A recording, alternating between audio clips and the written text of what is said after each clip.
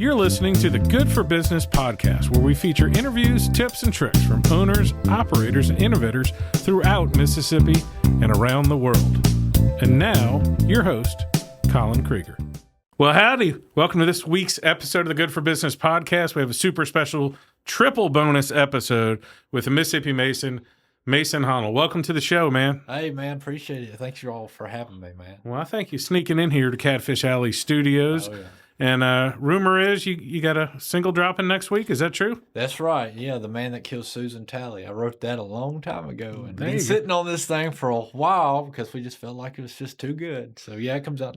Well, Out cool. this week. Well, tell me an origin story, man. Where are you from? Where was the little Mississippi Mason cutting dirt at? All right. Well, I was born in the hospital right here in Columbus, Mississippi. So I'm not too far from my stomping grounds, if you know what I mean. But I grew up in New Hope, Mississippi.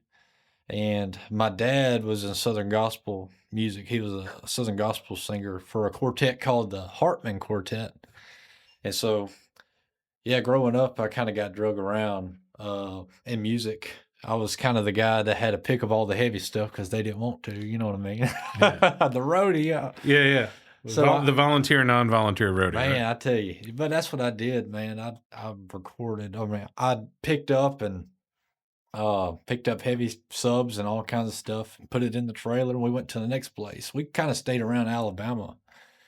And but it's based out of right here in Columbus, and that's where I'm from. And my mom's side of the family's all from Sulligent, Alabama. And so we kind of got a mixture of a little bit of Mississippi, Alabama line kind of thing. Yeah, that's a really thick line. I tell people, like, as soon as you cross that border over to there, you pass up a couple farms and things change. Right. That's right. Yeah, you go over and you get into Gordo and Vernon and all that sort of mess. And oh yeah, even Pickensville and Aliceville, they got some differences, as I say. Oh yeah, they different. That's for sure. So what's when did you start playing music and singing? Oh well, when I was with my dad's group, I always kind of wanted to do music, and I always sang with my mom at church. I went to church in Magby, Baptist church, right across the street from Nissan down in Columbus, and we always kind of sang together at church. And people seem to love it, I guess. I used to not sing unless the preacher gave me $1. I just wouldn't sing for some reason. I don't know why. But so I did that for a while, and watching Andy Griffin's show and all that kind of stuff. I always wanted to play a banjo. Every now and then in Andy Griffin's show, they pull out a banjo or a guitar and play something, And I always wanted to play a banjo, but my mama told me that I had to play guitar first because she didn't want me just to go on the banjo. Probably because I drove her up the wall. Yeah.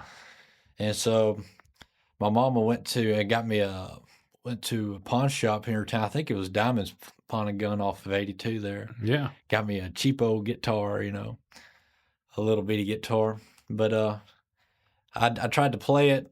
Couldn't really get much out of it. So my cousin, who's now called Hippie Steve, with Steve Honnoll, he hangs out. Oh, yeah. Yeah. Oh, now you're part of a legendary family. Oh, now, I so. know. That's my cousin. So my mama knew he played guitar. So she paid him a few dollars, just to come out once a week and teach me a couple chords. And he did that for a while, but after I kind of got going, I guess he said you can just see how far you go on your own. So I kind of did my own thing for a while.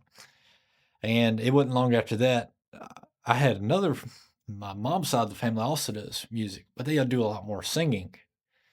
And so I had another cousin that was opening for my dad's quartet in Gatman, Mississippi. I've heard of Gatman. And he let me play guitar with him, opening for my dad's quartet. And that was quite a bit of time back. But from there, I just been playing. I would play a lot of cover songs. I didn't try to start writing songs till later.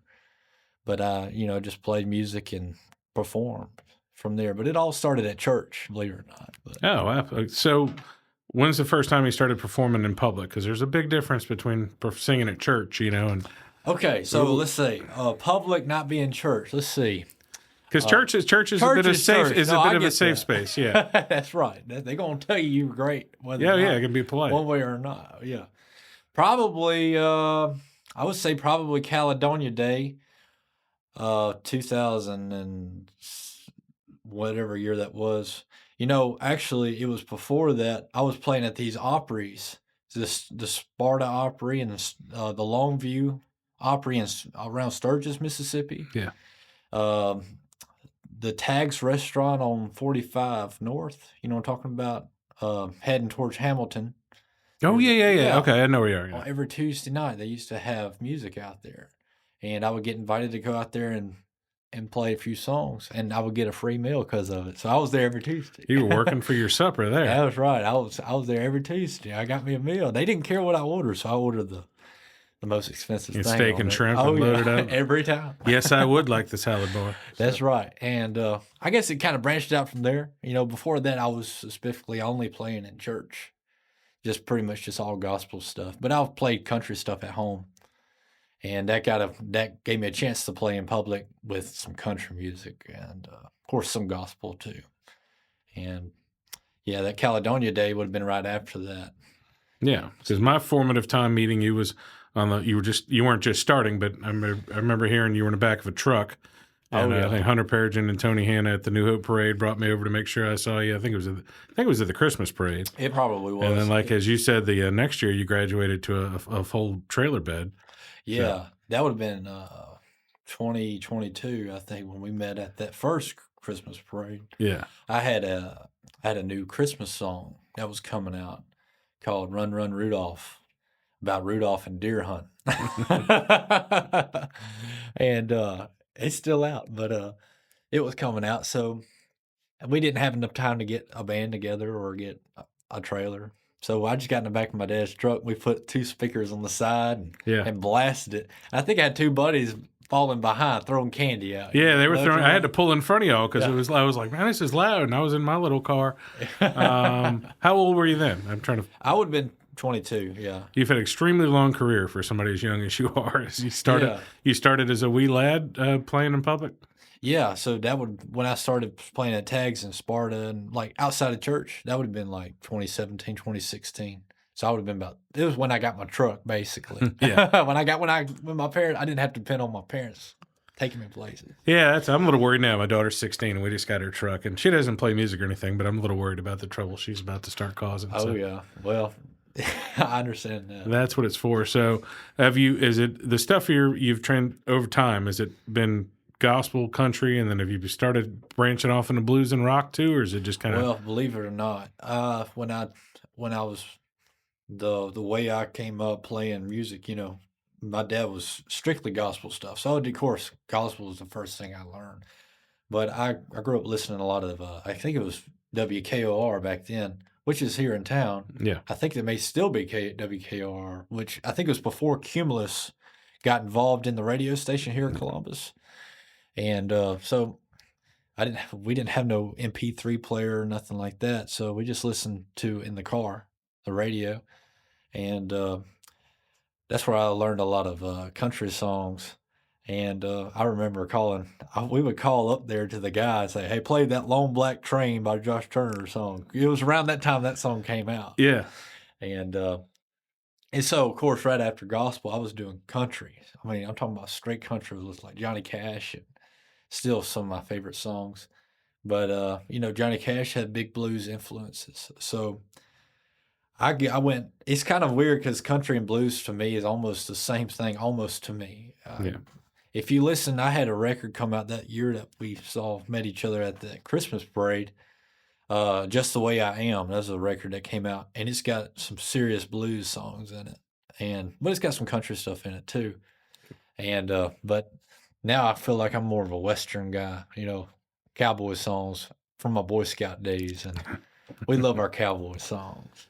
Yeah, well, I mean, when you start getting on that fine line between blues and country, and I like my father was a professional singer. I like to say he was not a world-class tenor, but an American-class tenor. Like he sung in opera and sung in shows in New Orleans and stuff. And we knew a bunch of famous singers and stuff around there growing up. And that's what they would talk about. They're like, well, country's just dry blues. Right. Just not quite as much depth to it sometimes, and sometimes slowing it down. But part of that was everything went off in a little branch. Everything, I kind of believe everything started in the Delta personally, that Yes. anywhere cultures mingled, like New Orleans and the Delta. And a lot of people like to go, we're the birthplace of this. I'm like, it didn't happen in 1 second. Right. There's maybe 6 or 7 artists in history where you're like, okay, that happened and there's nobody else influence on it. But, and wherever there's a melting pot. Well, I'm telling you, it's where the Delta, it's Mississippi in general, and parts of Louisiana. You got, Jimmy Rogers. He was like the grandfather of country music. That's what they say, but all of his stuff is basic blues. Yeah. It's basically, he's writing songs. He's from Meridian, but he's writing songs about being on Bill Street in Memphis. And he's also cutting songs with Louis Armstrong from New Orleans. And of course, you got Robert Johnson from out there. Yeah, that's the biggest when you talk about like, they're doing reverb and they're doing feedback. And you're like, Robert Johnson's literally walking around with the first 100-foot amp cord back in the day when nobody else was even thinking about it, Yeah, I don't know what it is about that area. It's like Delta, New Orleans, and I'm sure there's, it's even outside that area, just like something about it. I don't know what it is. I think it's crazy river towns, anywhere there's water appearing when it's supposed to be there. Not something there. in the water. That's what attracted me to know. Columbus. I was like, it's a crazy river town. At the end of the day, Right. There's some unreasonable people here doing wacky things. So that's right. If you ever go to Munson Brothers, all those guys are musicians out there. Yeah. And I don't know. It's just I really like Munson's out there. Yeah, we were talking. I was friends with Ron when he was a stockbroker, and now the 7th time I've mentioned on the podcast that it's one of the most unreasonable things ever to quit being a stockbroker and open a candle and beard wax store, and then start selling beer and pizza. And he has, to a fault, been paying musicians for years. Yes. And it's really starting to work now, where people are going, okay, I'll come there and support the musician. Dude, Columbus needed somebody like Ryan for real. Yeah. It was when I was real young, they had a few, like Princess was still big. It's still kind of, they do some stuff. Some stuff. Freddie Fields had the blues place for a little while. You would have been the Elbow Room as well. But a lot of it, like when I got my truck, when I started going in high school and stuff, a lot of these places kind of dried up a little bit. And the only places still left to play was like some serious, like some bars. There's nothing wrong with the bar, but like for a 16-year-old going to a bar, going to the Miss Alla Club or something. It just don't look. It don't look. It looked just like the Toby Keith video did. Honky tonk type stuff. So. And so the fact that they got Munson Brothers here, it's like a huge asset to Columbus because man, Columbus needed it bad. Well, and people are starving for live music. Yes. They're starving to share. They just have to get there. Right. You got to get the people out of the house to do it. That's right. It really is. And so that's one of the things that Market Street does a good job here. They had Braden up on stage, Braden Sansing, who had Braden's helping us, you with the album, helping with promotion and stuff. Just to get to see those people in person and give them a venue where they might not be seen before is a whole part. And here you are we originally started this podcast. It's good for business. Like it was supposed to be about business and entrepreneurship, but now it's just turned into they're good for business. Like they're good for the world and stuff like that. Well, like even with me doing, to me, music is my business. You know, that's what we do. And it's what we do. So enjoy it. So how long since you left? I say New Hope in Columbus. Well, believe it or not, I used to work with Josh and Josh Gillis, who owns this place. Catfish Alley Studios, Mississippi's only Web 3.0 studio. And I was working for Farm Bureau. God, I hated that job. I don't care if they know it or not. But anyways, I did not like that job. Anyways, I left there. I was always teaching on the side, teaching guitar on the side. And I started up with Josh in 2023. And we was teaching out there first at the First Baptist Church, the old First Baptist Church here downtown. But then we went to the Lee High School, or I guess it was a high school. It was a school over there by Sunflower. Yeah, Lyceum, the Golden Theater, all that. That's where we was there for a while.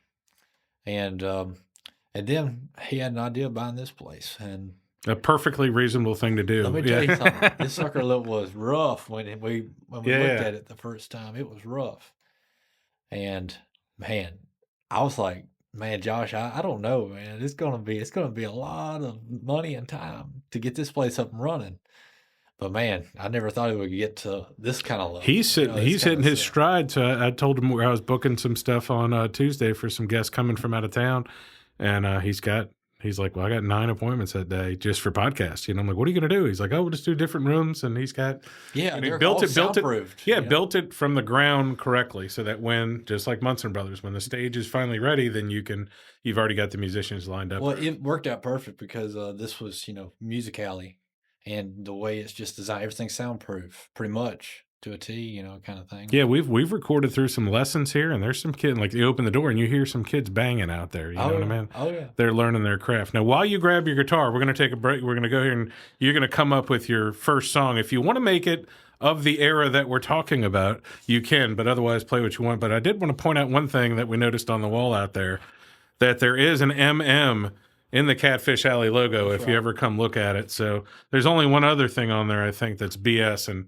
could be for Braden Sansing. We're going to go with that could be BS or not. So tell us what the name of this song is, and when you play a little ditty. All right, this is me and my wife. At the time, we was just dating. We was trying to write songs together, and we would get frustrated all the time, right? Well, we finally found one that we really liked. Both of us liked, and this is called "The Mississippi Waltz."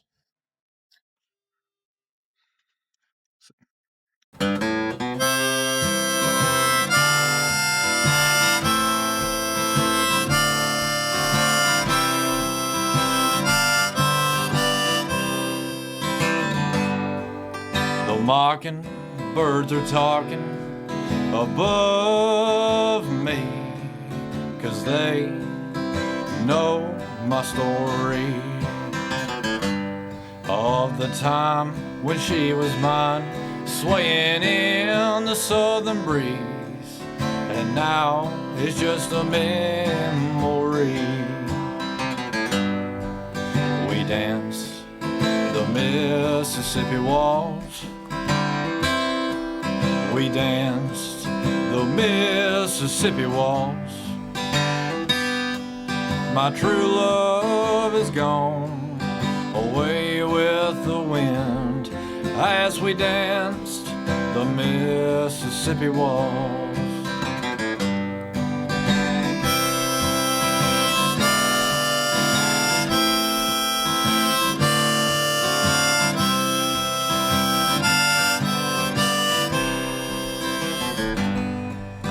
Down by the creek where she left me, neath the shade of a magnolia tree, we would dance holding hands the last time we would meet. Sweet Lord, have a mercy on me. We danced the Mississippi Waltz. We danced the Mississippi Waltz. My true love is gone away with the wind, as we danced the Mississippi Waltz.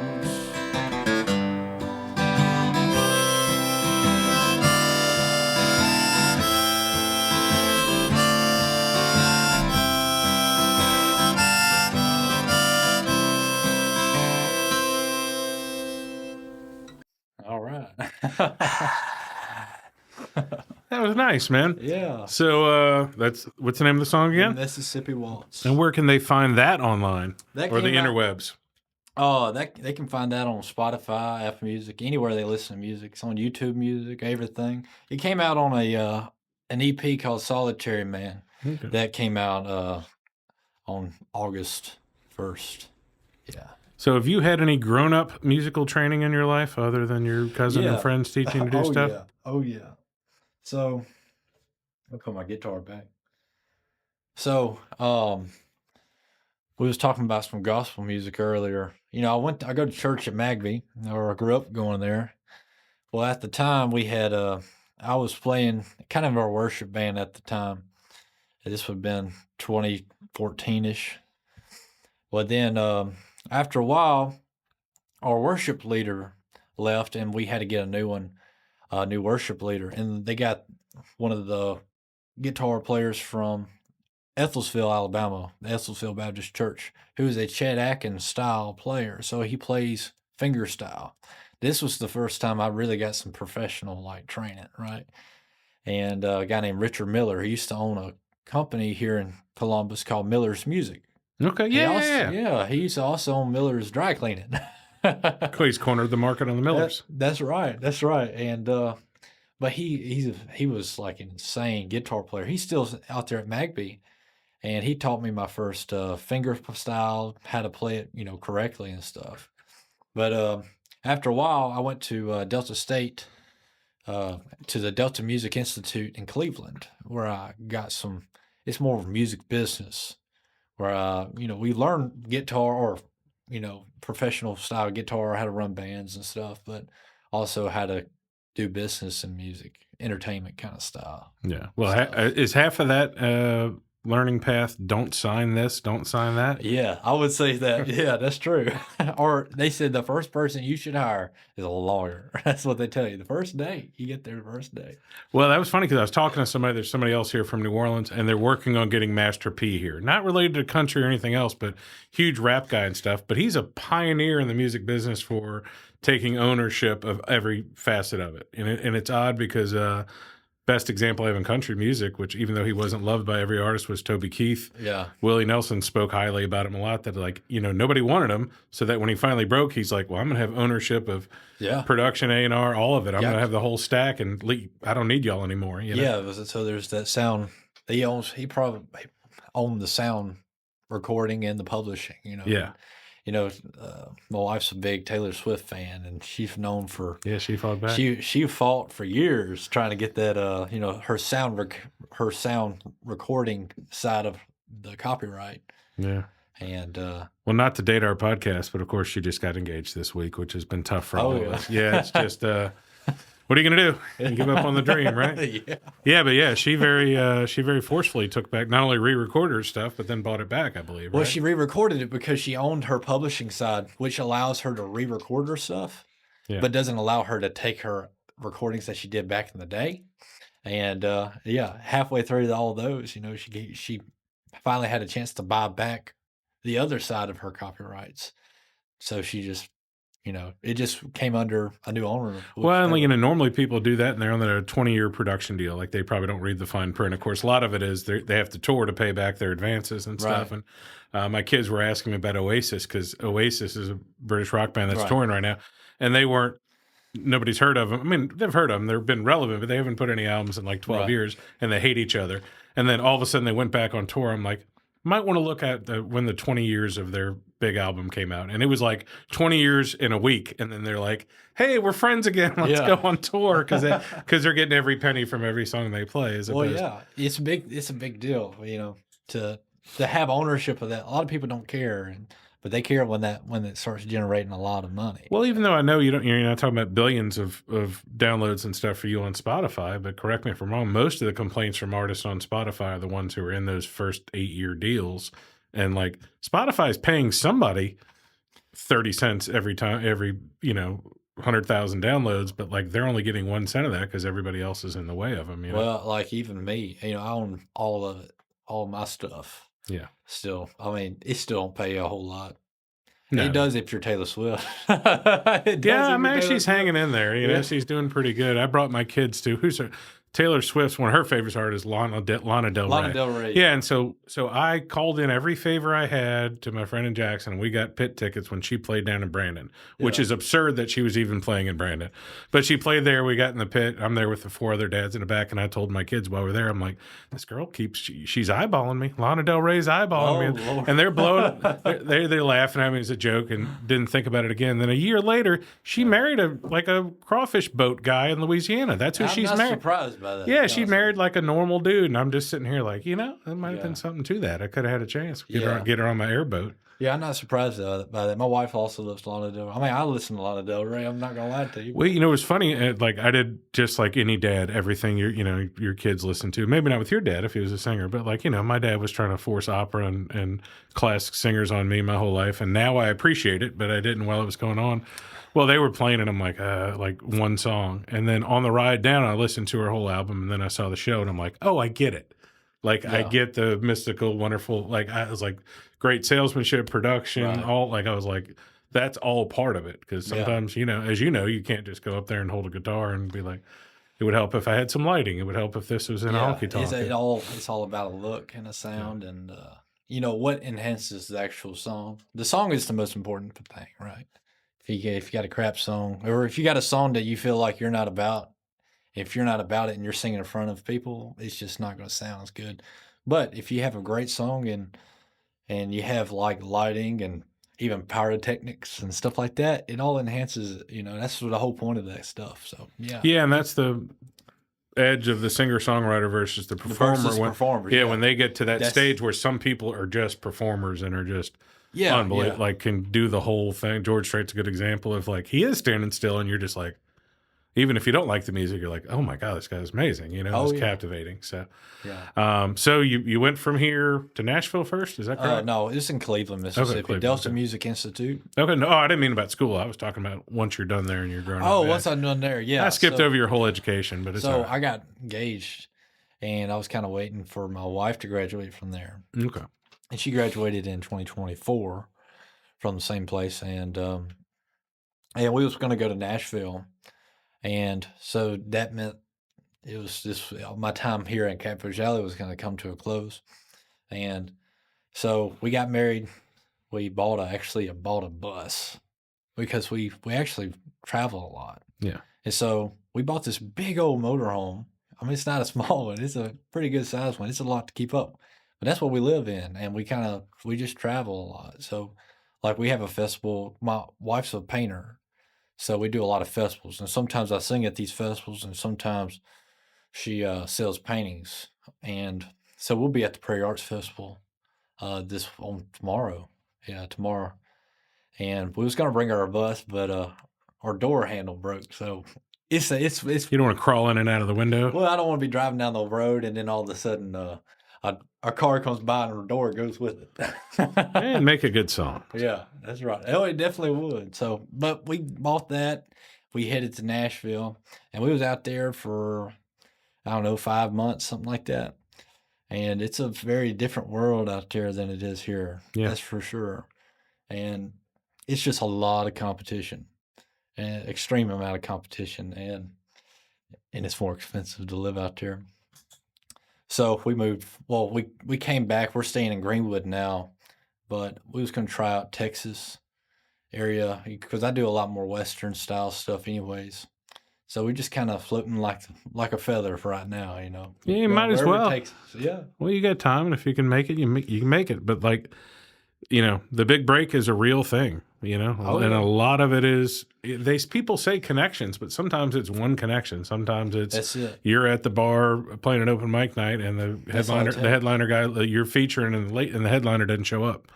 Yeah. I heard a story about Ron White, one of the redneck comedian guys, where he's like, well, I was supposed to be. I was just at an open mic night and people knew me in town. And Sam Kinison, who is this legendary comedian that used to just scream all the time, he's like, he was coming through Amarillo, Texas, and his opener got drunk and missed the bus. And he's like, and I was drunk, but I was at the comedy club. And they put him on. He's like, and that's it. He goes, I didn't know anybody else other than the manager at that comedy club. And you were ready and you were prepared, and he had his own jokes. And that's what you just got to be there. You got to be. You never know when that time's going to come, but you better be ready when it does come. Yeah. Because you never know when that opportunity gets here. And, like on my website, I always wanted to play at the Opry. I see people up there that you can tell they haven't been playing too long. And then some people have been playing for 60 years before they go on there. It comes when it comes. Yeah. You got to be ready for it when it gets here. That's the thing. So. Where'd you end up playing when you were in Nashville? You were just I played knocking on doors and all that, or? Oh yeah, well I played at, what was it called, Comato, or I forgot the name of the place. Is in Franklin. Christina's laughing at me, but it starts with a K. It's like Komoko or something like that. It's like a bar that had an open mic. Was it Kokomo's? Kokomo's. Okay, there we go. You ever heard of that place? I've heard of the word Kokomo, so that counts. I think it's Kokomo. Okay, it should be. It had some palm trees in their logo or something like that. Is that Beach Boys? Is that not the Beach Boys? I played there several times, and actually the people that was running it was from Oxford. out of all places. So there's a lot of Mississippi people in Nashville. Holy cow. There's a lot of, when I moved, we came up here with Hurricane Katrina 20 years ago this week. And we went up, and then we moved up to Oxford for like a year and a half, and then came back here. So I say we're the only people in history to have moved away from New Orleans and Oxford and never went back. Yeah. And, and the first place I go is City Grocery up there. And there's a guy I worked with in New Orleans who owned that. And then like met somebody else. And like, there's a huge arts and cultural scene there, Right. like a lot of authors and stuff. But that's how, like Michael Ferris Smith, who spent a lot of time in Columbus, is an author, and he's got a band now. Like, he's like, well, I was talking to somebody else, and I was like, well, I've written a couple books, and he's like, well, talk to my agent, Oh yeah. literally just having a casual drink, not. Yeah. He's like, meanwhile, he's like, I'd emailed hundreds and thousands of people trying to get something going, and then you meet somebody, he's like, oh, I'll send it to. It just takes one person. Yeah, you just never know. We shotgun blast stuff all the time. Send the DMs on Instagram and stuff. Nothing ever come from it. But you meet that one guy in person, a guy named Jeff McCluskey out of Chicago, man. You can message him all you want to, but when you see him in person and you get to know him and stuff, he invites you to stuff that he's doing. Like he used to do a festival. He's a radio promotion guy called McCluskey and Associates out of Chicago, and he was doing this promoting a festival on the radio in Chattanooga called Moon River for an artist named Drew Holcomb and the Neighbors. And man, he would just say, "Hey, if you come up here, I'll pay for your hotel room." I'm like, "All right, I'll be there." You got to meet all these guys, but you can call people, you can send people messages, but they don't really know you. When somebody gets to know you, I guess they're willing to help you out more. But Well, a lot of that I've seen in the music business and stuff is that they have to be able to count on you performing. yeah, So it is one thing sometimes Yeah. sitting on a chair at Munson Brothers, and then all of a sudden you're in front of 2,000 or 3,000 people. And there's a lot of bands that have crashed. There's a lot of, especially like I know a lot about like rock bands and blues bands that have crashed when they've left their little town. oh yeah, And it isn't because somebody didn't like them or there's some mean promoter. They just could not handle either. They couldn't handle the slight fame part of it. But most of it was like literally the being tight and performing, oh yeah, that's it. Which a It's little, such a relationship business. It's all about. It's such a relationship business that like you have two guys. One of them's even better than you, but if this guy has the right connections, he's going to get there. yeah. And you're not going to let the five people ahead of you down, the promoter. Yeah, and- I mean, it's just how it is. That's just how human nature is. I feel like it's all right. What's the biggest show you've gotten to play in the last couple of years? Oh, let's see. The biggest show you talking about with the amount of people there? Either right? that or important to you or both. Well, actually, the biggest show that was most important to me would probably be the show we put on with Braden. It was at the First Baptist Church. We've rented it out, and we put on this. It's basically just me and all of my buddies. Yeah.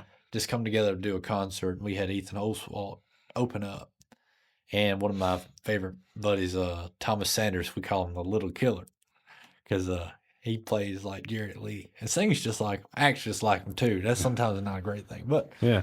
it's all right. He'd tell you the same thing. Old Thomas is a great guy.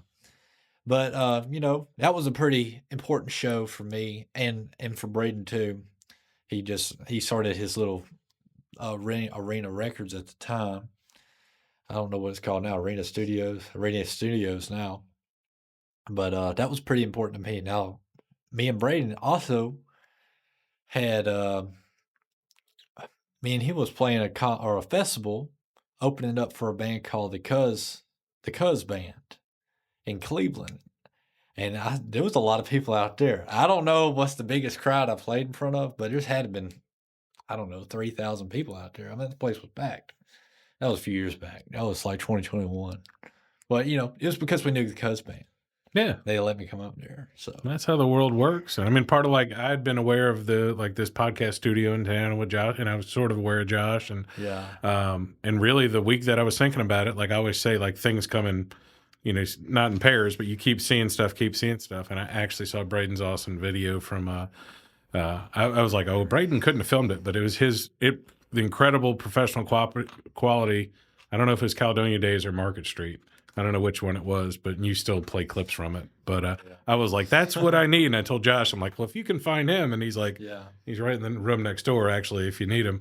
Oh, yeah. Because part of my excuse when they talk statistically about trying to make it in the podcast world, was I'm not trying to be Joe Rogan. I really just like talking to people. Yeah, this is just like going to lunch. Yeah. And I might as well come in here. But like, 80% of podcast people buy all this stuff, record one thing, and never publish it. And then, like, I think y'all told me the statistics were like 90% of them never get past the 11th episode, and 99% never get past episode 25 because they lose the momentum. Now, they can attest to it here as I keep doing. I've done one every day this week. They're like, you got to calm down a little bit. But it's pretty good. Well, man, you talking about Braden. I know he's just over there. I'm going to have to get him on this show. I know, he needs to be on. We're breaking the third wall here. So. Braden is what I like about Braden, he's kind of the music. He knows everybody, man. He knows all the musicians around here. And I think the reason why he can depend on that dude, man.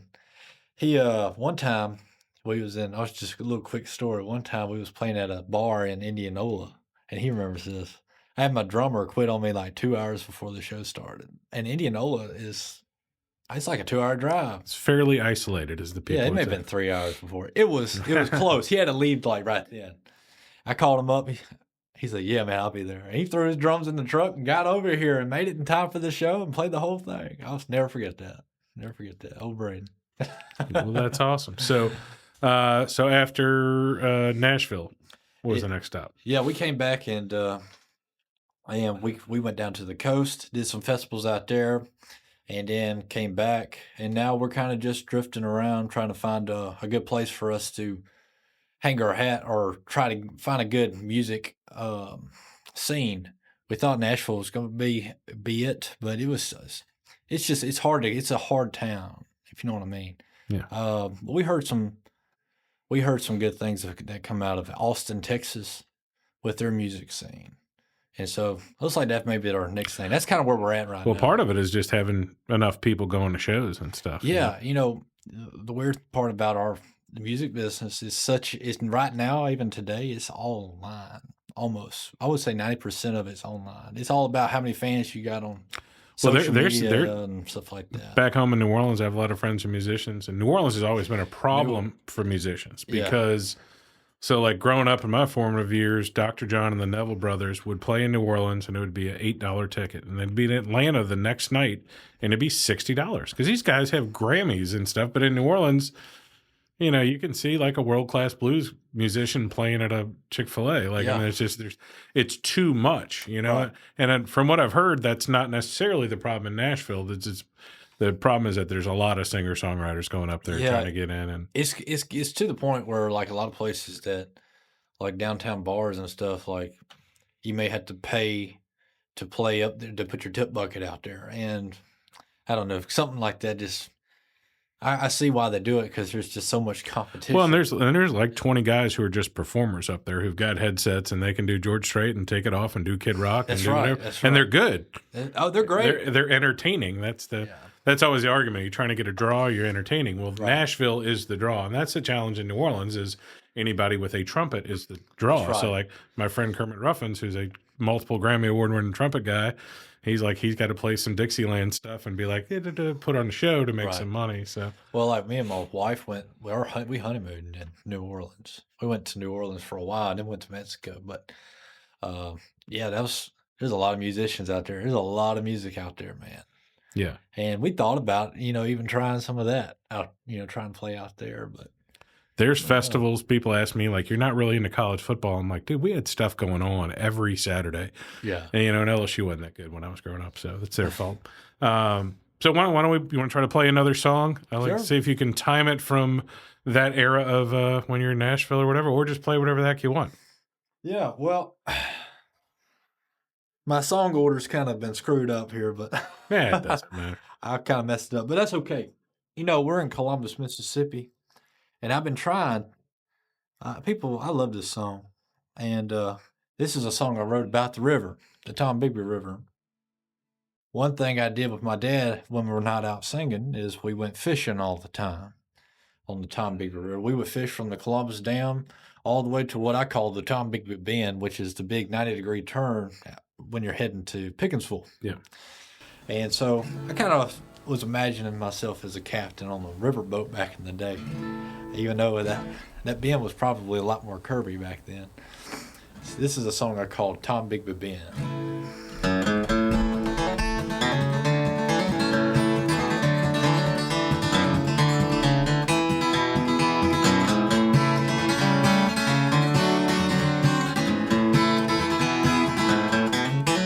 Tombigbee is a long, winding river.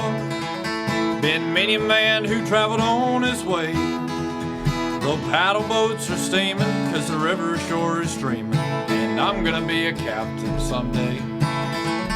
Yes, I'm gonna be a captain someday. From Mississippi down to Alabama, the water's full of mud and the sky's gray. When Tibby Bell comes around, she'll blow her whistle sound. And I'm gonna be her captain someday. Yes, I'm gonna be her captain someday. Well, you can catch me on down Tombigbee Bend. Lord, I don't know where I'm going, but I sure know where I've been. If you miss me, come and kiss me, but I'll have to tell you when. You can find me on down Tombigbee Bend. You can find me on down Tombigbee Bend.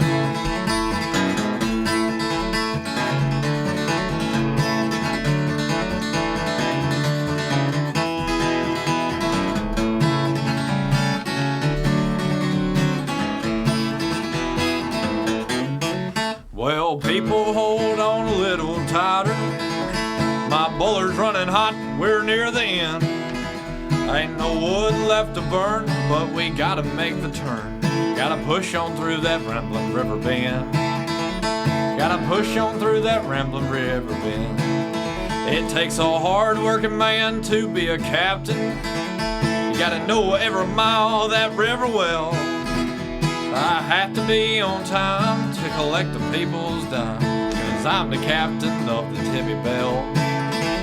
Yes, I'm the captain of the Tibby Bell. Well, you can catch me on down Tombigbee Bend. Lord, I don't know where I'm going, but I sure know where I've been. If you miss me, come and kiss me, but I'll have to tell you when. You can find me on down Tombigbee Bend. You can find me on down Tombigbee Bend. Well, you can catch me on down Tombigbee Bend. Lord, I don't know where I'm going, but I sure know where I've been. If you miss me, come and kiss me, but I'll have to tell you when. You can find me on down Tombigbee Bend. You can find me on down Tombigbee Bend. Woo! All right. Yeehaw! I have nearly wrecked several boats on the Tombigbee Bend, so Yeah. I know exactly where it is as an official boat captain. Oh, yeah. Can you talk a little for people who are trying to get in the music business or whatever? I know you're in it, but you seem to have an excellent perspective about it, because there are people who have gone to Nashville Oh, yeah. for 2 entire weeks and been like, well, I haven't made it, I'm quitting. And Yeah. and you know, if as long as your wife's on board with you, that you can live affordably and do really cool things in life and be a little more patient, and still you've made a living in music if you're living in a truck. Now, I don't know if you have to bag groceries on the side or whatever, donate blood or anything, but if you're making it and that's your perspective, like, I'm going to go try Texas, as opposed to, the video from the 1980s where somebody moves out to California they're like, I'm going to be a star. And they're like 6 weeks later, they're not, Yeah. Moving to Nashville is always something that, I've thought about. The biggest thing from Nashville is just the amount of people, the network. That's all basically that I loved about, that I can see today why you don't have to go to Nashville to make it. Yeah.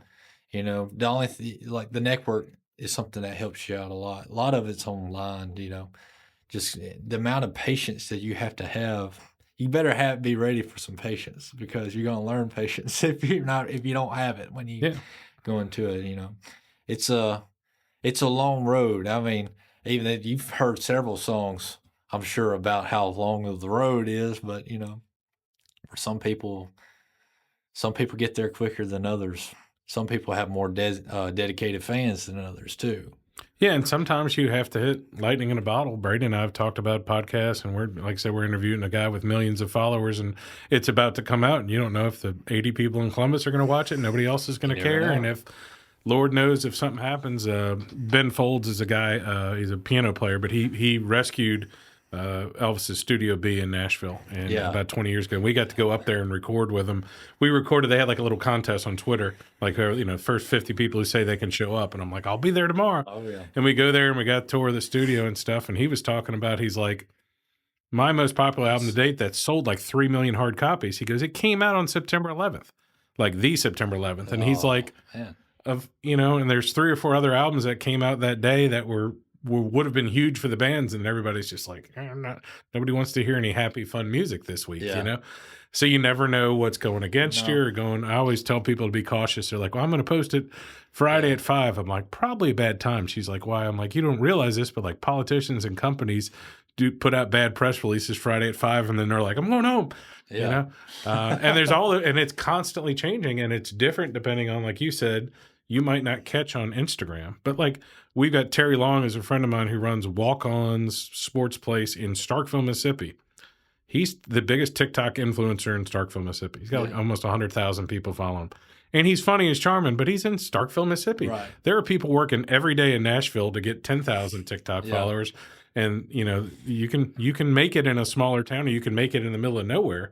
But it does. Sometimes you have to catch lightning in a bottle or catch somebody's attention. And, well, do whatever you got to do if that's what you want to do. I mean, I love music. This is like I'm going to do this till I die. I'm dead in the ground. Kind of like Willie Nelson's doing it until he's dead in the ground too. He had to pay some taxes too.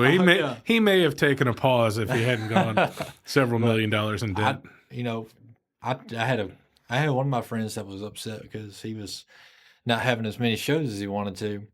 Hey, if you got to go cut grass to make sure that this suckers don't stop, you go cut grass. You do whatever you got to do. Yeah, and sometimes you have to have a friend talk to you, or you have to talk to yourself and say, how hard are you really trying? I had a good example where, like, I couldn't get a wood floor finished, and because one guy let me down, another guy let me down, and I was like, and I stopped and looked at myself and, what would I tell somebody else I was trying to mentor? I'm like, have you really, really tried to get every single person? And so I went around to New Home Building and Lowe's and Cash and Carry and Paint Store, and I said, hey, give me every name you have for wood floors, guys who do wood floors. And I called like 70 people the next day.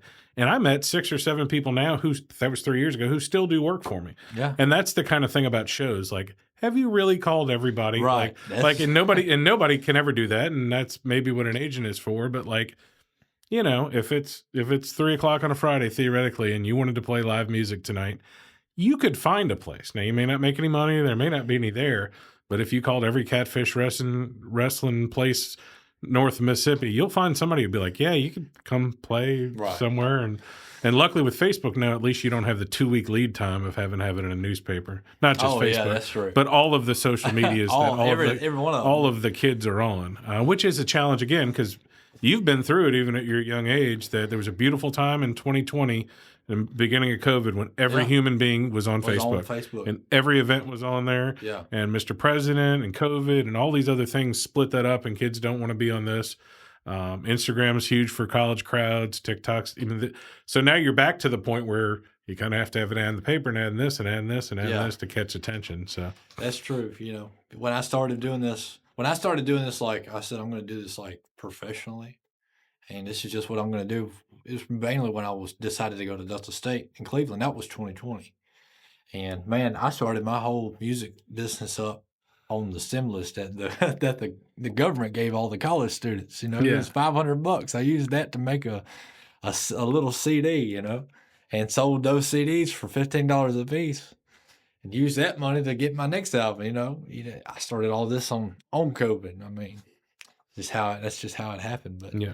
Well, in some respects, the social media and all that makes it more of a meritocracy where it's fair. Like, if you're good, you're going to do it. Yeah. In a lot of ways, it's unfair, too, because, you don't know. You can get buried in SoundCloud, and now I call it an epidemic, but there's AI recordings coming out. Oh, yeah. That are pretty good. Mississippi State Radio promised they weren't going to play more than one a day, but they played one today, and they say right before like this produced with AI, and it's not real, And I was like, it's a pretty catchy song too, and that's why I think that, and I think that's why they're performing in person. I think you're gonna they make music with AI, but you don't have that person behind it. I guess they can't replicate. I guess people like a personality, I guess emotions and stuff, right? I don't know. I haven't listened to some of it. Yeah, I think the live performance is the key to that because like I've gotten involved with our local theater here the last couple of years, and I tell people when I'm coaching them in real estate, like you have to do this stuff in real life. Yeah. And my favorite feature of life is that you can transfer energy from one person to another. Like you can walk in the room and if you're having a bad day and you're going to play, it's going to be a bad show. Oh yeah. And you can have That's true. You can have a roadie ruin. You can have a manager of a bar or something ruin your time before you go up there. That's true. I always tell my band, have a good time is the most important thing. If you have a good time, the crowd will too. Oh, that's it was a luxury growing up in New Orleans and seeing that and talking like casually to people. Alan Toussaint, who won like 40 Grammys, and I used to see him at small piano places. Right.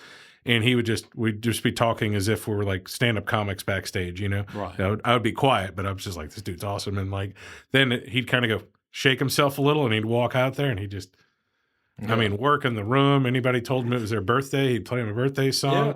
And he had 30 Grammys, but he was doing the $10 show, just to stay sharp. And it's an amazing skill set. Just because you got a Grammy doesn't mean anything, or it means a lot, but it doesn't mean that all your problems are solved with money wise. No, you don't. I had a friend that went to school with us. She got a Grammy and she moved back to Grenada to start up her own business. I keep referring to Toby Keith, which I was aware of Toby Keith in the early 2000s, like everybody was, and then I heard Willie Nelson speak highly of him, saying that he's an outsider, and I like that he stood up to the Nashville music scene and did his own thing. And I was like, all right, like I may not agree with a bunch of stuff about him, but I was just like, that's kind of cool to hear that he was like, I'm going to do this on my own if you don't like me, Yeah, I'm a big fan of Toby Keith. Sometimes it takes somebody being an outsider, somebody gets so big like a guy that I'm a big fan of, Charlie Crockett. If you ever heard of him, he's kind of getting big in Nashville now, but he didn't play many shows in Nashville to start out because nobody would have him. But he started getting this fan base everywhere else that now Nashville almost can't say no to the guy. It's funny how that works out. But yeah, well, and a lot of times they want the formula, whatever's hot, whether it's slow talk rap country or something like that. Because what's his name? Jacob Bryan, Pink Skies. Who's that? Oh, yeah, Zach Bryan. Zach Bryan. So took my daughter down to New Orleans and we saw Zach Bryan and Jason Isbell opened for him. And even Zach Bryan repeatedly said, this doesn't. We're at the Superdome. Jason Isbell's like, this is the biggest place I've ever played. And like Zach Bryan crazy how fast he got big. Yeah, and Zach Bryan leaned in for the third time. Like Zach Bryan came on and introduced him. He's like, I have no idea why Jason Isbell is opening for me, and I'm not whatever. Right. And then he played that, Isbell comes out for his encore, and he's like, this is really the biggest show I've ever played. And Zach Bryan goes, like you hear him from the side of the stage, he goes, again. Jason Isbell should not be opening for me. And my daughter was like, in her life, she's 18. She's like, this doesn't make sense. This guy's been around 2 years and somebody else has been around 25. Right. Jason Isbell's been doing it for you long. Yeah, he's a performer. Like I took a picture of that show and I was like, it looks like it hurts him if he can't play live music. Right. Like it just pains him to not be able to get out there and do it. And I think one of my goals is to get my wife and kids up to see him at the Ryman because I think he does 6 or 7 shows in a row, Yeah, maybe. You talking about Jason Isbell? Jason Isbell. Yeah. I mean, Zach he can play that. That's cool. Exactly. I'm not against him. Like he put on, like again, a show. Oh my God, the show was incredible. My story about Zach Bryan, going back to that McCluskey guy I was talking about from Chicago, he invited me to that festival in Chattanooga. Well, Zach Bryan was like on the bill, and I got to go backstage, so I'm hanging out with all these Kev Mo. You know who Kev Mo? Yeah, I know very well. I was like, how did this happen? That Amy Grant was there, and Charlie Crockett was there, but Zach Bryan was there too. But you couldn't talk to the guy because he had a group of folks around him. I've never seen somebody smoke somebody's cigarettes before he went out there. We was counting them. He was like 1, 2, 3. I mean, he smoked like 3 or 4 cigarettes before. What are And you then, saying? He plays and well. then he walked up there, sung, came back down, and smoked about 6 more. I mean, it was like a freight train, man. I couldn't imagine that because he played like his show was over 2 hours at the Superdome. I know. Yeah. I would have never thought that.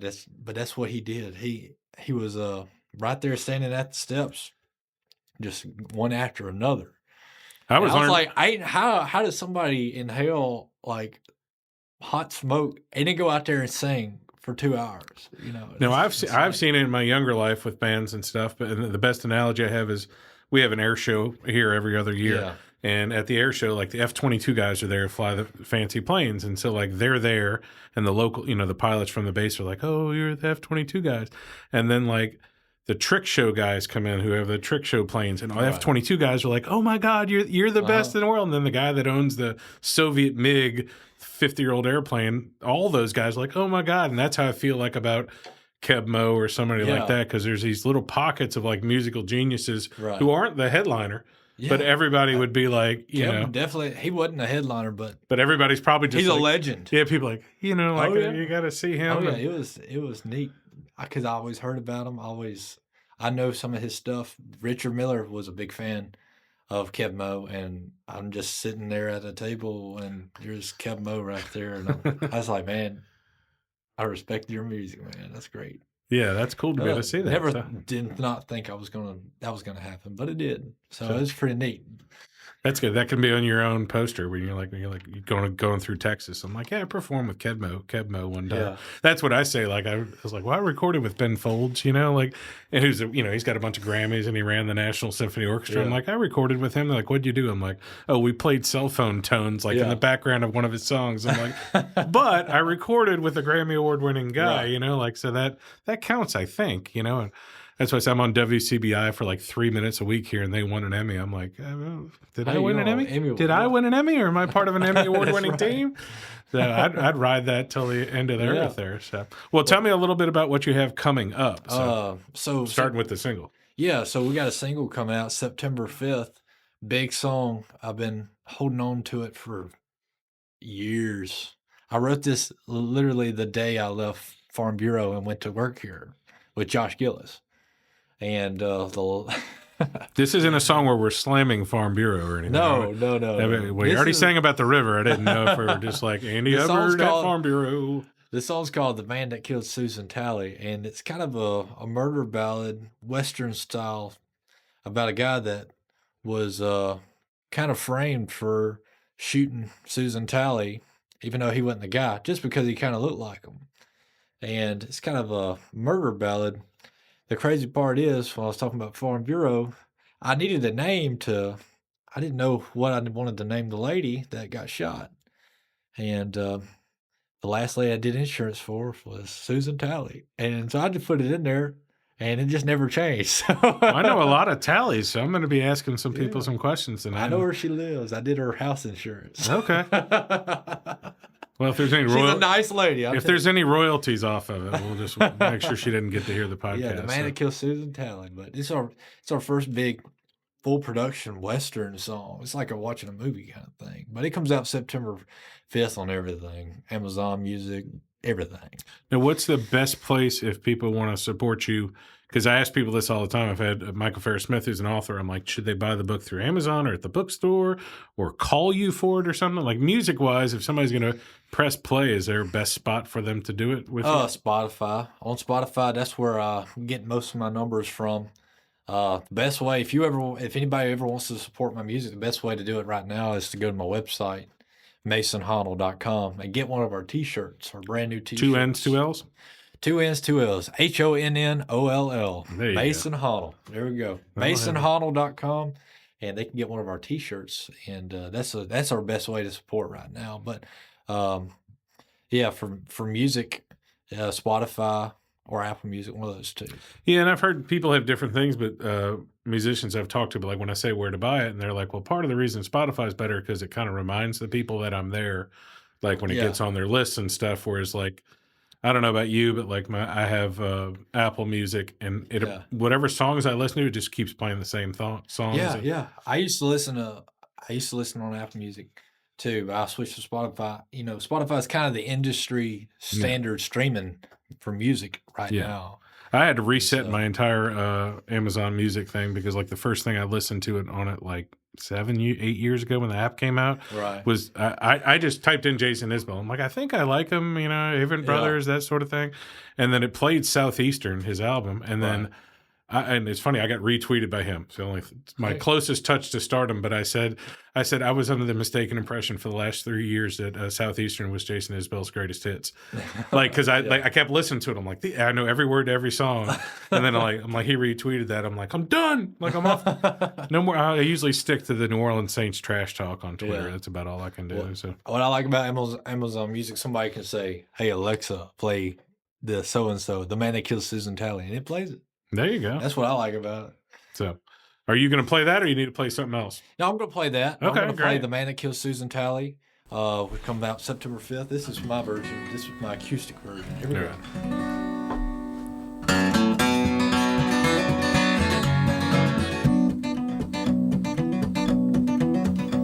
Last Monday afternoon, while I was sleeping, neath the shade of a big willow tree, two men tied me up as they took me to the pen. They said the man that killed Susan Talley looks just like me.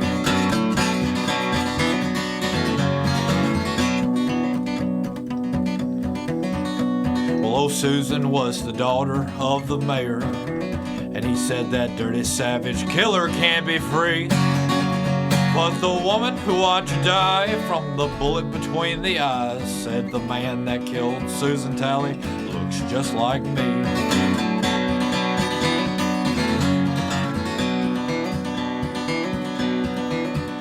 Well, I screamed and I hollered to let me go. I said, fellers, you're mistaken, let me be. Last night I was on the town with my future bride-to-be, but the man that killed Susan Talley looks just like me.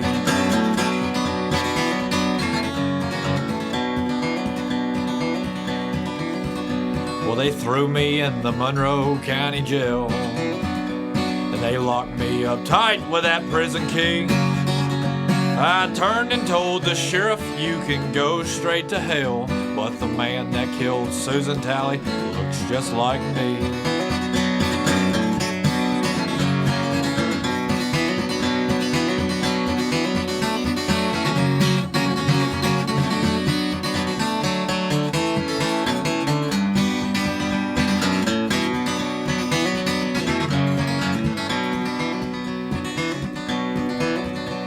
Well, into the courtroom I did go, and the judge said, son, what is your plea?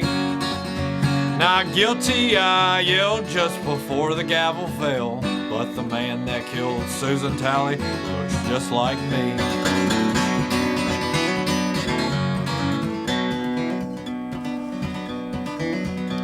Well, up on the platform of the gallows, the preacher said the Lord will set me free, but soon I'll be in the ground in a grave 6 feet deep for a man that killed Susan Talley that looks just like me.